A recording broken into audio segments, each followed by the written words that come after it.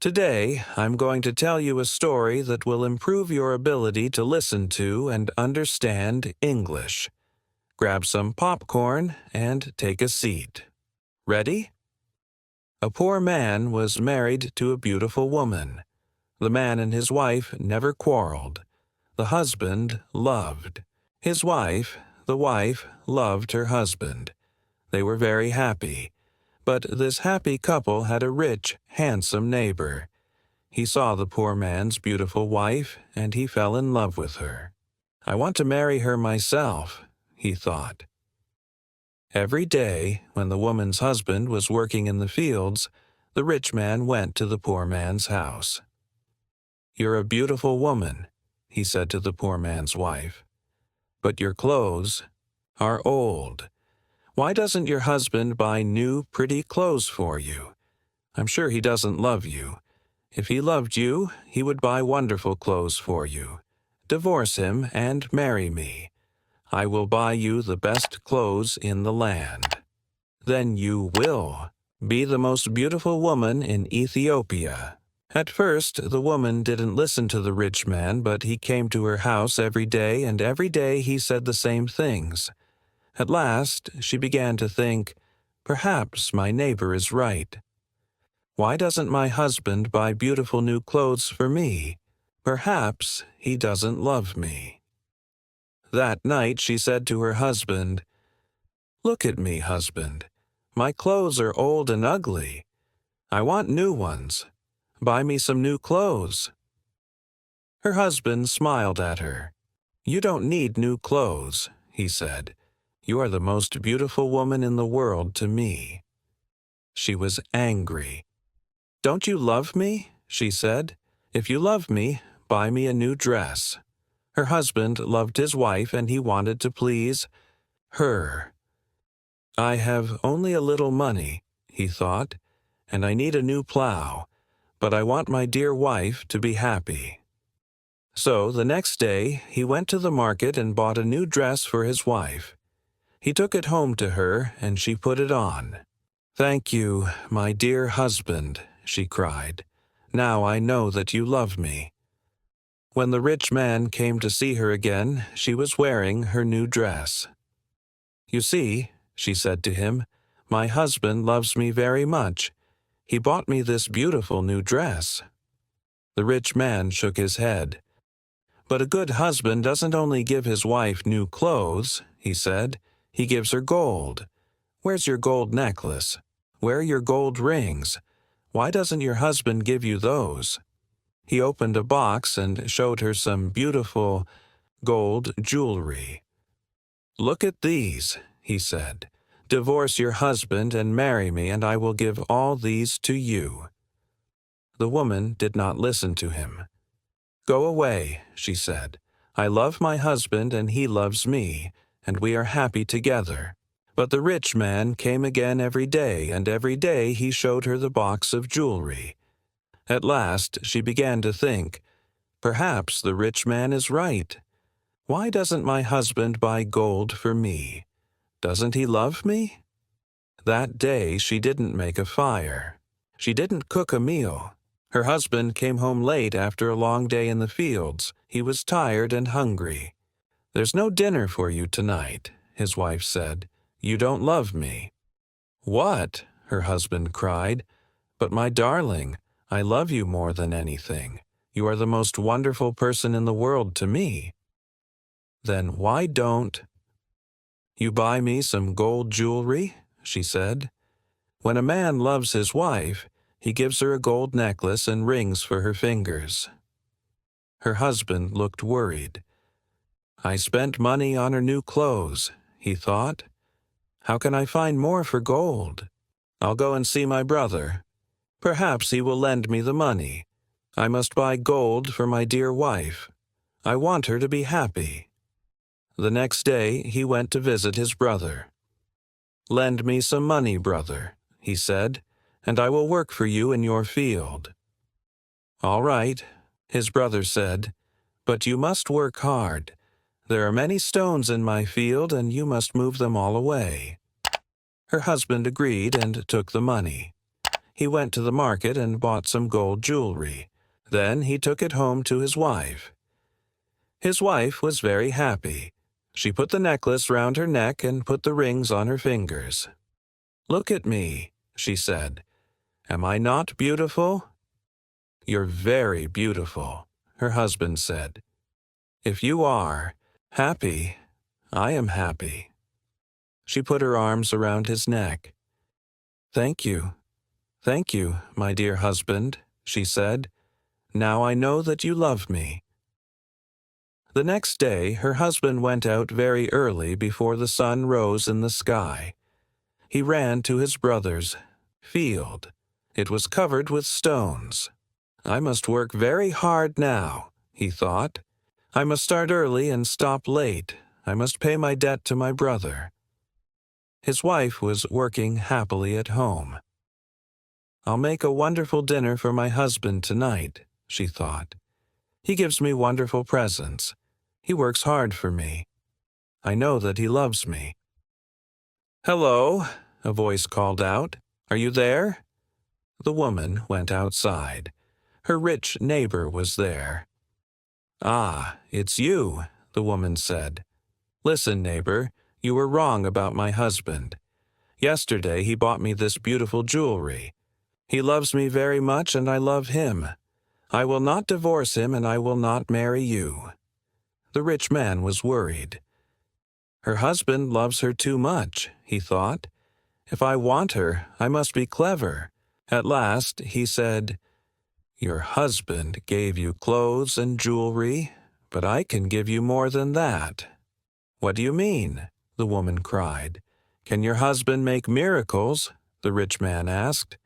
"Miracles? No, of course he can't make miracles," the woman answered. "Only God can make miracles.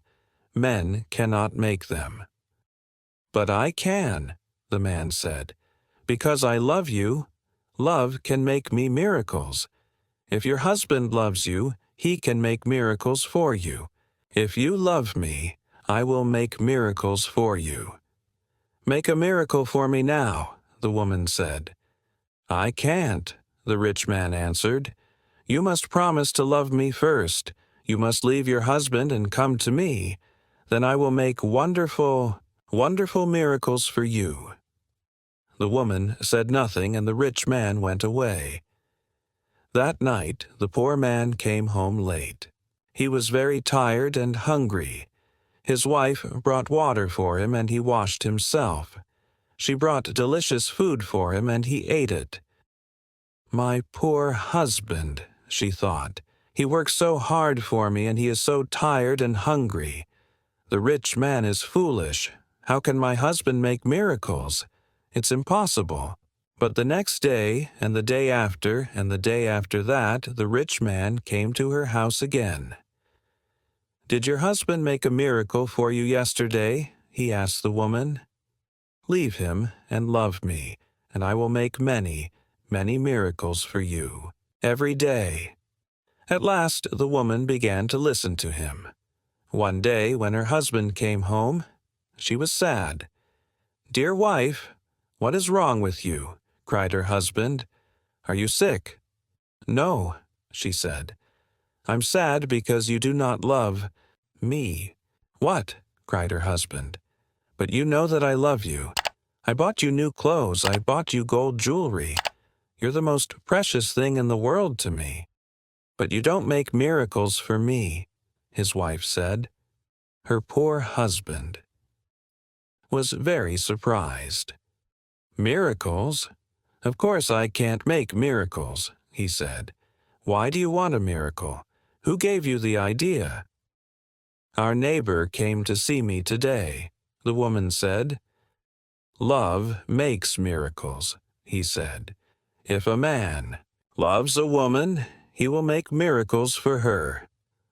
Her husband was very worried. "That wicked man wants to take my wife," he thought. "All this trouble comes from him.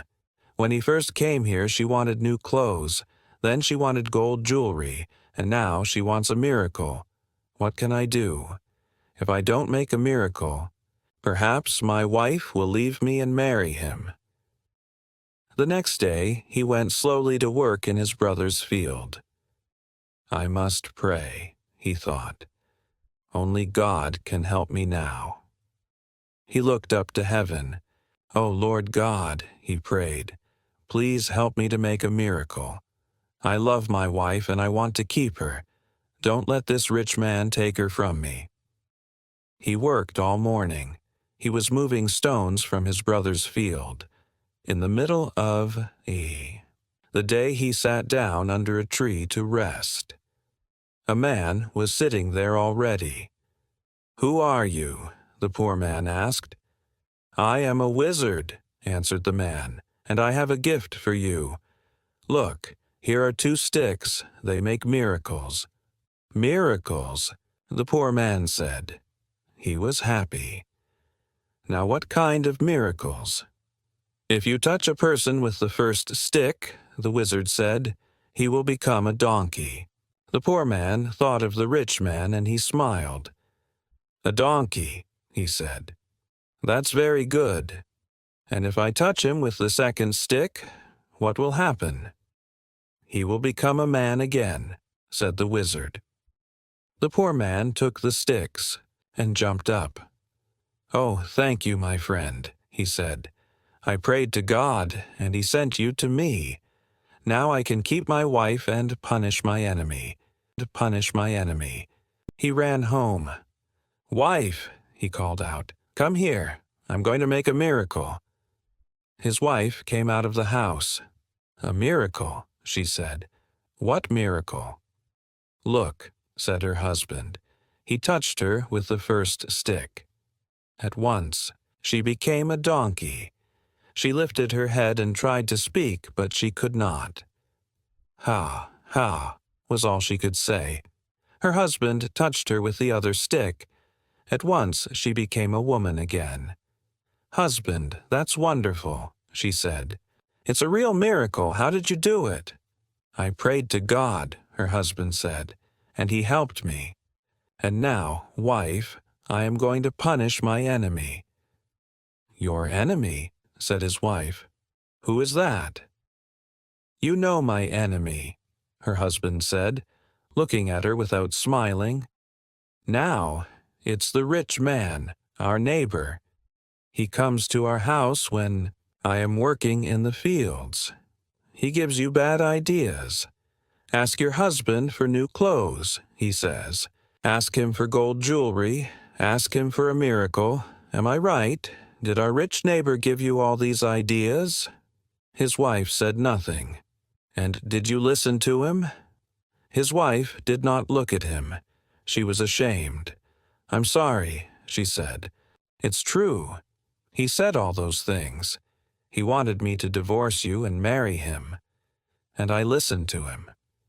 "Do you want to divorce me and marry him?" her husband asked. She looked at him, her eyes full of tears. "No, dear husband, I want to stay with you forever, and I will never listen to him again."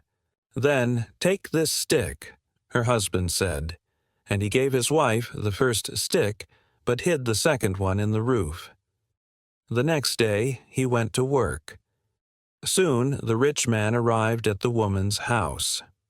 "Well," he asked her, "can your husband make miracles yet?" "Yes," she said, and she touched him with the first stick. At once the rich man changed into a donkey. "Now," said the woman, "you can go to work and help my dear husband." She took the donkey out to the fields.